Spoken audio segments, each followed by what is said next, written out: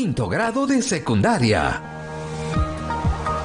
Hola, sean bienvenidas y bienvenidos a un nuevo programa de Aprendo en casa para quinto de secundaria. Una iniciativa del Ministerio de Educación para continuar aprendiendo desde casa de manera segura y divertida. Romina, ¿qué cosa te mantiene tan entretenida ahí en el celular, ah? Mario, me acaba de llegar un mensaje de una estudiante de quinto de secundaria que me cuenta sobre un problema en su comunidad y creo que vale la pena que conversemos sobre esto. ¿Podemos escucharlo? Claro, para eso me lo mandó. Escucha. Hola Romina, quería contarte que en mi comunidad el problema principal es la distribución del trabajo. La mayoría de las labores están mal distribuidas entre hombres y mujeres. Mis amigas y yo no queremos dedicarnos solamente a las labores domésticas. También queremos trabajar en los estanques o pozas. En mi comunidad criamos truchas y nos parece injusto que les den las tareas del cuidado de las truchas a los hombres. Y solo a los hombres. Cuando pedimos que nos dejen ayudar, nos dicen: ¿ustedes qué van a saber sobre cómo es la crianza de las truchas? Y menos aún, medir sus tallas. Pero a nosotras nos interesa aprender sobre estas y otras actividades en la comunidad. ¿Qué podemos hacer? Efectivamente, creo que se está cometiendo una injusticia. Sobre todo si las chicas tienen interés en el tema. El problema es que no les han dado oportunidades para aprender sobre el cultivo o crianza de las truchas. Cuando se distribuyen las tareas, con la idea tradicional de que las mujeres solo pueden dedicarse a la casa, pasa esto. ¿Y cómo ayudarlas? Quizás empecemos por hablar con adolescentes de diferentes regiones y descubrir si esto de la repartición de tareas es una preocupación para todas y todos. De acuerdo. Llamemos a algunas chicas de la promo. Tenemos un par de preguntas que queremos hacerles. ¿Creen que hay igualdad en la repartición de tareas de su comunidad? Creo que no hay una buena repartición de tareas en mi comunidad, ya que no existe suficiente respeto para que todos puedan hacer lo que quieran, ya que predomina mucho el machismo, que genera la desigualdad de género. También se puede observar las diferencias entre los estatus sociales que hay en la comunidad. En mi comunidad sí hay igualdad, tanto sea en trabajos sociales o como también en nuestras casas. ¿Cómo fomentar esa igualdad? Haciendo campañas de concientización a las personas sobre la importancia de erradicar los estereotipos y prejuicios sociales, logrando que todos tengamos las mismas oportunidades, creando así un espacio de convivencia armónica. Podemos fomentar la igualdad promoviendo la cultura igualitaria e incluso laboral, y así prevenir la expresión de violencia de género y acoso. ¿Por qué se debe promover la participación para el desarrollo de la comunidad? Porque todos somos personas, por lo cual tenemos los mismos derechos, y eso es a opinar, construyendo así de una manera mejor una comunidad más unida. Además de que sabemos que mientras más personas piensen, mejores cosas podemos hacer, y así satisfacernos a todos. Es necesario promover la participación ciudadana en la comunidad, ya que de esta manera eliminamos las brechas de desigualdad y a la misma vez descubrimos las capacidades tanto de hombres como mujeres, beneficiando el desarrollo de la comunidad. Chicas, tienen toda la razón. Solo si las tareas y labores están repartidas con justicia, podremos funcionar como una comunidad empática, feliz y productiva. Gracias por aclararnos su punto de vista. ¡Nos vemos! Oye, Romina, pero no se trata solamente de repartir el trabajo equitativamente, ¿no? Claro, porque podríamos decir que las chicas y los chicos hacen la misma cantidad de trabajo, dedican la misma cantidad de horas a laborar, etc. Sin embargo, también hay que pensar en qué trabajo hace cada una y cada uno. Y dentro de lo posible, que sean tareas que nos gusten hacer. A mí, por ejemplo, me encanta cocinar. Por eso en casa trato de ser quien cocine. Pero de vez en cuando me toca limpiar o doblar la ropa, porque esas son tareas que a pocos les gustan. Así que tenemos que distribuirlas entre todos. El problema, en este caso, es que las chicas quieren ayudar con el cultivo o crianza de las truchas en los estanques o las pozas, pero nadie les ha enseñado cómo hacerlo. ¿Y sabes? Creo que esa es una labor para la doctora Problemas. ¿En serio la matemática salvará la situación? Tal y como suele suceder, mi estimado compañero, ya verás, La pregunta en este caso será, ¿cómo las medidas de dispersión ayudan a tomar decisiones en los proyectos comunitarios? ¿Las qué? ¿Medidas de qué? Ya veo que tenemos varios problemas, ¿eh? Recuerdo que en programas anteriores hemos hablado de las medidas de tendencia central, como la moda, la mediana y la media. Estas medidas describen la centralización de los datos. Exacto, pero no nos dicen nada acerca de la dispersión, separación o variabilidad de los datos. ¿Y eso qué tiene que ver con el cultivo o crianza de las truchas? La matemática tiene que ver con todo. Piensa en esto, compañero. ¿Cómo crees que se cría o cultiva una trucha o varias de ellas? ¿No crees que una parte importante de su cultivo, crianza o cuidado es la cuantificación de algunas de las características, por ejemplo, su talla o masa? ¿Recopilar y gestionar información sobre las truchas, quieres decir? Las medidas de dispersión ayudan a determinar cómo es el comportamiento de los datos y qué tan variables o dispersos son. Esto permite tomar decisiones para mejorar la administración de los procesos productivos de una comunidad. Como por ejemplo el cultivo o la crianza de truchas. Ajá. Y para darles una mano a nuestras amigas, evaluaremos mediante gráficas qué tan dispersos o separados se encuentran las tallas de 6 truchas de una muestra extraída de un estanque. Ya estoy listo para sacar algunas truchas del estanque. No será necesario, mi estimado. Esos datos nos lo mandarán las chicas. ¿Y cómo lo saben ellas? Porque 2 ingenieras pesqueras llevaron a cabo la medición de la talla como parte del control sanitario y de crecimiento de las truchas para obtener información sobre la variabilidad y dispersión en cuanto a su tamaño y así asegurar la producción. Ah, ya veo. Y las chicas se quedaron con ganas de continuar el trabajo de las 2 ingenieras. Exacto. Así que vamos a mostrarles cómo analizar esta información. Ahora aparecerá la tabla de información que nos mandaron y tú nos dirás qué es lo que encuentras ahí. ¿Listo? Podemos observar las tallas en centímetros de las 6 truchas. Son 22 centímetros, 21 centímetros, 23 centímetros, 26 centímetros, 24 centímetros y 19 centímetros. ¡Exacto! ¿Qué más? El valor de la talla promedio es igual a 22,5 centímetros. Bien, las chicas nos mandan también una lista de las hipótesis de las ingenieras. Ellas creen que el rango de las tallas obtenidas de la muestra es mayor que 8, que si la desviación media de las tallas de dicha muestra es mayor que 2, se tomará otra muestra para el control del crecimiento, que una varianza de hasta 5 indicaría buenos resultados. Y se preguntaron, ¿a cuántas desviaciones estándar están las tallas de la muestra respecto a la media? ¿Está claro? Hasta ahora lo único que está claro es el agua en la que viven las truchas. No desesperes y vamos en orden. Intentaremos evaluar qué tan dispersas o separadas se encuentran las tallas de nuestras truchas, es decir, analizaremos las medidas de dispersión o variabilidad. Acá tengo la definición. Las medidas de dispersión son medidas estadísticas que muestran la variabilidad o la separación en la distribución de los datos. Es decir, nos permiten determinar si los valores de las observaciones están próximos entre sí o están muy separados. Veamos unos ejemplos.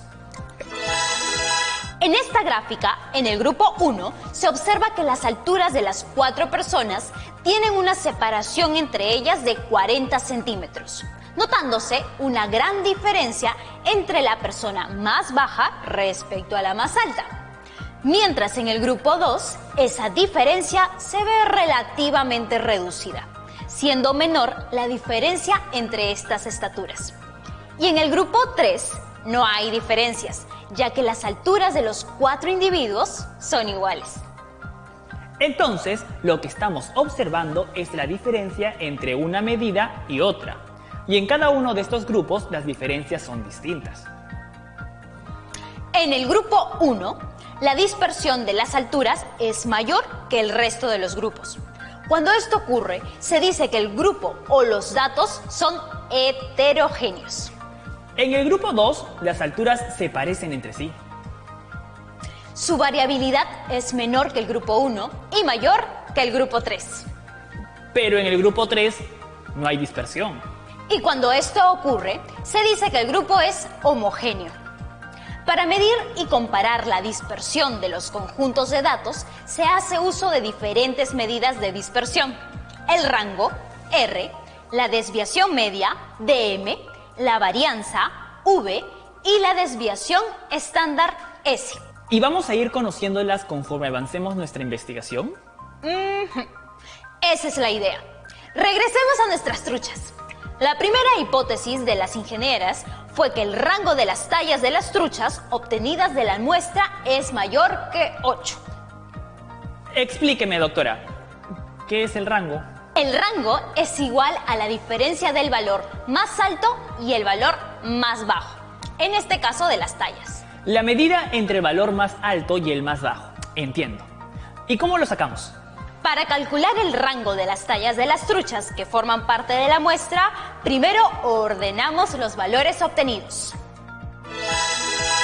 Ponemos los datos de forma ascendente. El orden sería 19 centímetros, 21 centímetros, 22 centímetros, 23 centímetros, 24 centímetros y 26 centímetros.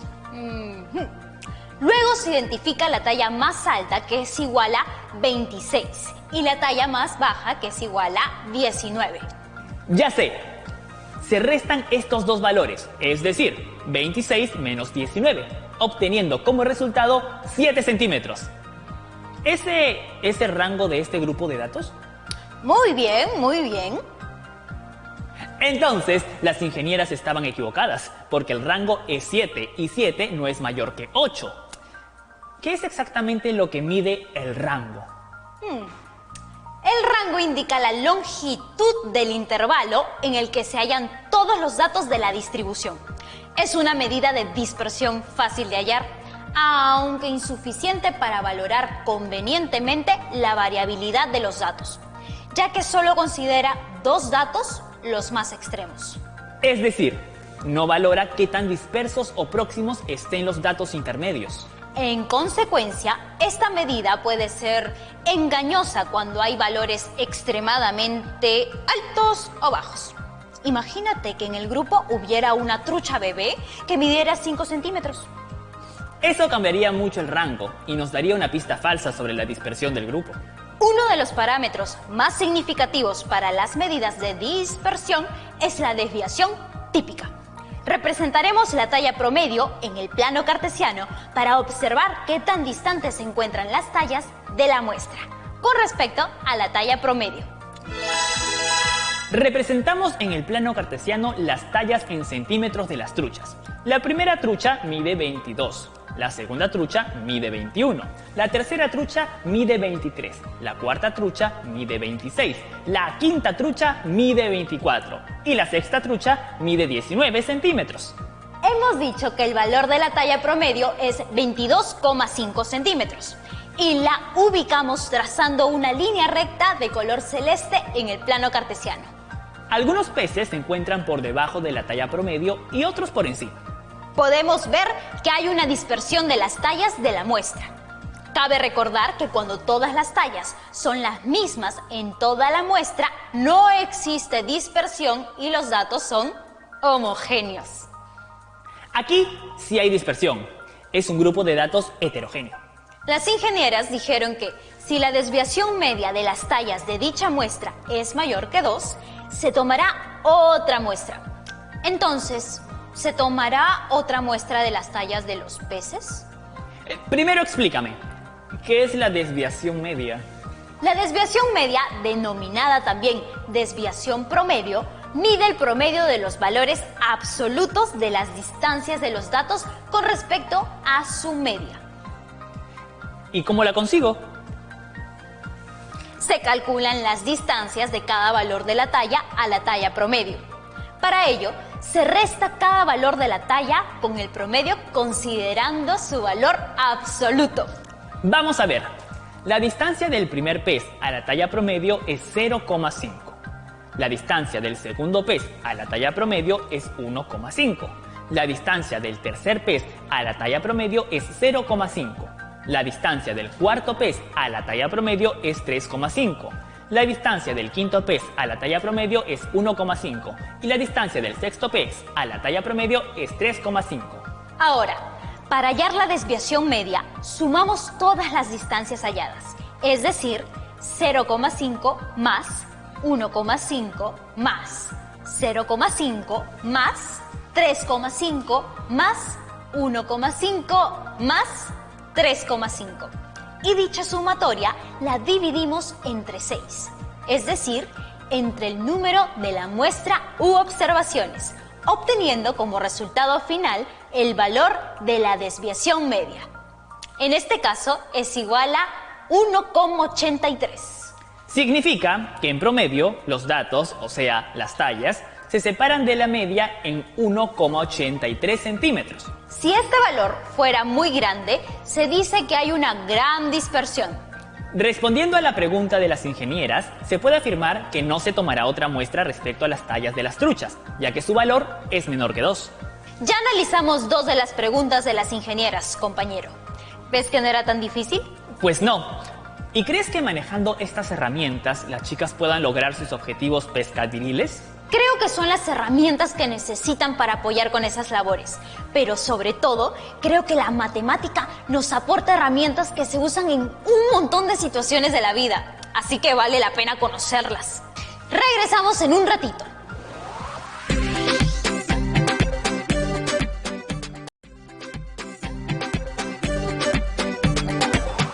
Ya estamos de vuelta a Promo 2021.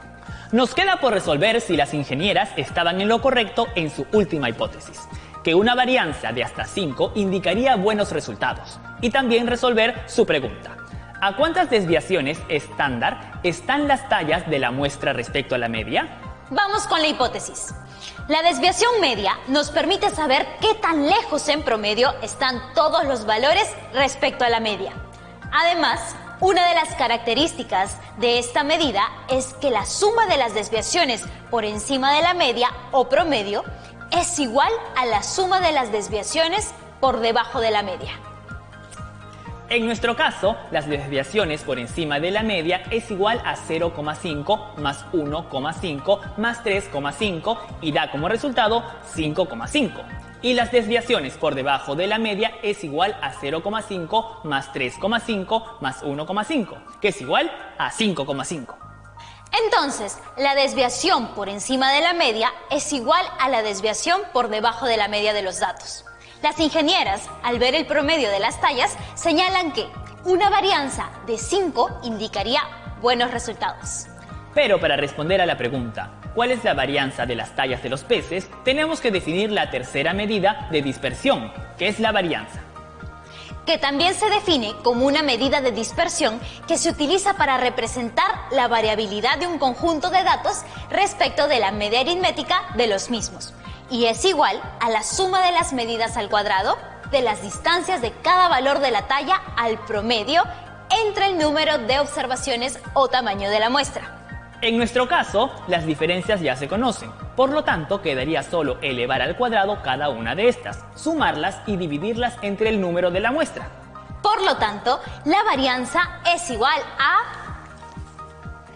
0,5 al cuadrado más 1,5 al cuadrado más 0,5 al cuadrado más 3,5 al cuadrado más 1,5 al cuadrado más 3,5 al cuadrado, y esa sumatoria la dividimos entre 6.